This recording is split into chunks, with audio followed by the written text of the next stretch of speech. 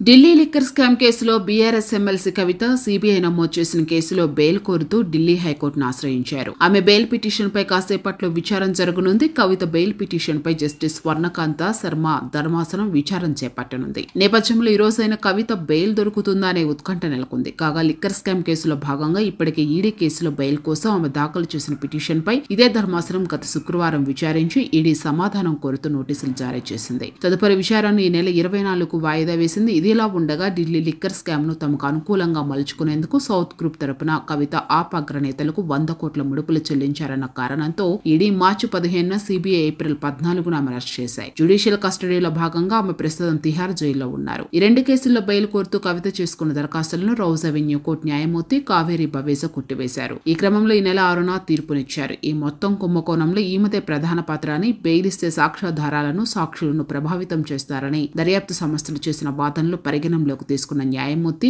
Bail పిటిషన్లను కొట్టివేశారు. దీంతో Rouse Avenue court తీర్పును సవాలు చేస్తూ కవిత ఢిల్లీ హైకోర్టును ఆశ్రయించారు.